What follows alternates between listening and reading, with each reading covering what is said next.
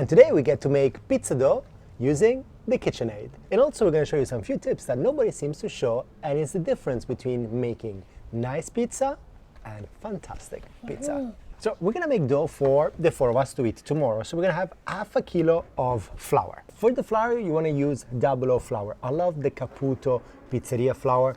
It's my favorite one. It's got great taste. The outcome is fantastic. So we're going to have half a kilo of this. But make sure nothing falls on the floor, or else you'll have the wrong amount. And your pizza won't taste as good as you want it to be. Of course, right quantities, that's important. Get 1 gram of yeast. Go inside. And then we take 60% hydration dough. That's 325 grams to the half a kilo flour of ice cold water. Ice cold water. And of course, you can do it by hand, but today we're doing it with the KitchenAid, which is a lot better, saves some of this wrist. So what we do is that we open it up. Open. Put it in. Put it in. Whoa! Keep going for the wrong one. And then we close it. But before we start, I want to show you something. We just launched some new Get Cooking Italia merchandise.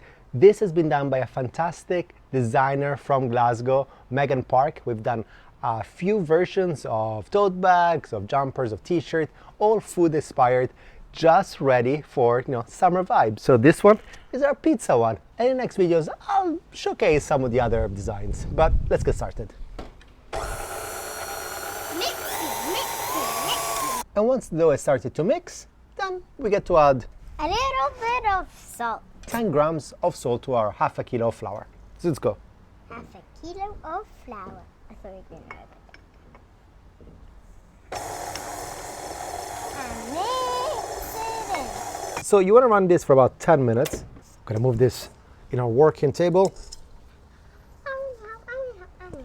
And if you see now, it needs to be obviously folded. It's just came out of KitchenAid. For the fold, smack it, turn around. Smack it, owie. And the fold helps for a couple of things. You create some tensions in the dough, and we're trapping some of the air into it as well. So after a few folds, you're left off with something like this. Now this is what nobody for some reason tell you, because for the next hour, every 20 minutes, we need to come back to this as it's going to slowly rise and do a few more folds. And the few more folds are going to help to put even more air into our dough, create even more tension so that it becomes nice and airy for when we're going to cook it tomorrow. So with the first few folds, just a little bit of olive oil here so it doesn't stick. Just some olive oil around. We take this. We're going to cover it up in 20 minutes, a few more folds. Let it rest 20 minutes. We do it 4 times and then it goes in the fridge overnight. And it's been 20 minutes. And here is our dough. I want to see. Squish it. No. Not like make a hole in it. Okay, you can just touch it. Now we need to do our first fold. And we're going to be doing this every 20 minutes for the first hour. So it's already soft. So we just put and turn. And look how smooth it's looking now. Smooth. And it's still smushy down. We're gonna touch it? Yeah. Can we go? See, it's got a nice bounce to it. Yeah, go for it, guys. Now you go for it, little guy. Okay. Now a couple of more folds. It's nice and smooth. Smooth. So this goes back in. We're gonna cover it up. After 20 minutes, we do it again. Then we do it again. Then we do the 4th time. And then after 1 hour, we're gonna put this in the fridge. Overnight, overnight, and then tomorrow morning we come back to it. We let it rest overnight. And it's doubled in size. And look, it's got a nice bounce. First thing we do is gonna weigh it, 830 grams. So we're gonna make 4 different pizza balls, and we're gonna do a second raise. Each 210 grams. 110 grams. 110. So to start making the balls, put this down, and we're gonna fold it in itself. Stretch and fold. Stretch and fold. Stretch and fold. Stretch and fold. And then once we got it like this, we're gonna pull, we're gonna create surface tension here. Well done, sweetie. When you got like little balls like this, just pop them. The bubbles. Pop the bubbles, and we just stretch it. This is gonna raise at room temperature for another 4 hours, and then we're gonna make our pizzas.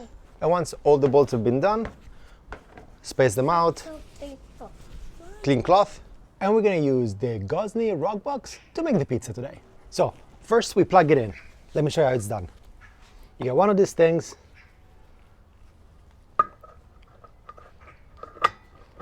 push it, and then you're gonna hear a click. Then you turn the lever up, and that's the gas coming in. To switch it on, you got the lever here at the back. You press, let the gas go through, turn slowly, and then the fire is on. To cook the perfect Napolitan pizza, we want the stone to be in excess of 400 degrees Celsius. So this is going to take about 35 minutes, which is the perfect time for us to prep everything else. So let's begin. First thing we do is preparing the tomato sauce. Many people ask me, what is the perfect tomato sauce? The reality is that it's super simple because it doesn't have to be cooked like it's done sometimes in the US because it's going to cook in the oven. So we're going to have plum tomatoes. Let's put it here.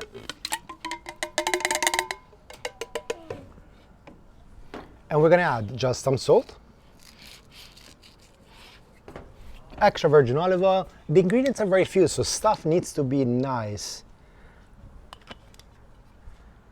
Blend it until smooth. Then we take some basil leaves and we just put it in.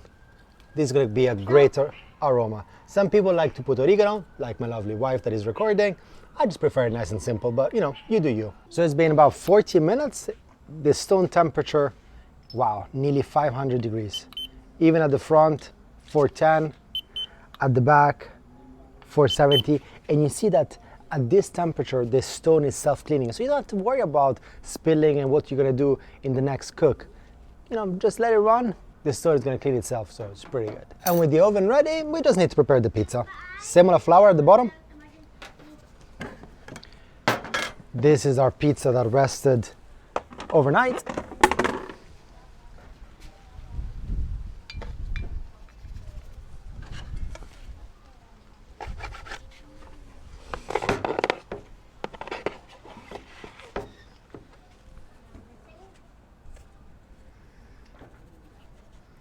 From the center all the way outside, we want to keep the cornicione, which is the side bit. This is where gets filled up with air. It's gonna make great little pizza. There are various different ways of stretching the dough. You can make it easy and you just use your hands like this. You go around. If you have a bubble like this, just pop it, because otherwise this is gonna burn in the oven. Other technique is that you keep the hand like this and you turn.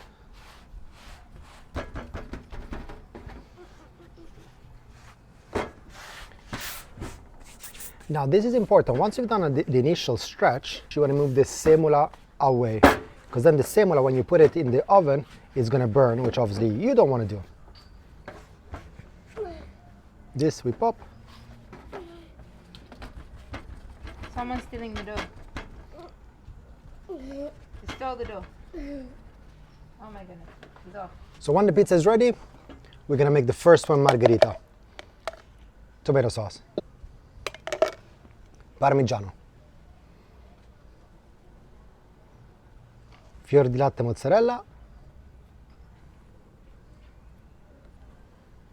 couple of leaves of basil if you like it, extra virgin olive oil, just a squish. Take this, just a shot of semola, and this goes in.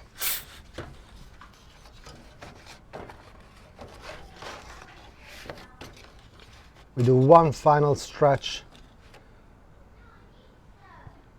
in the peel, even it out, and this needs to be one swift movement, and it's in. At this point, I put the flame to the minimum because the stone is super hot. We're going to lower the flame so it doesn't burn on the top, and this every 20 seconds. Take it, and we give it a quick turn, and we put it back in. One last turn.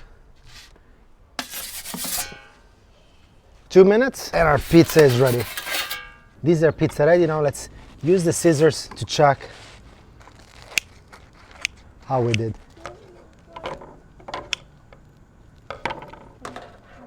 You can see here is nice and puffy, nice and airy.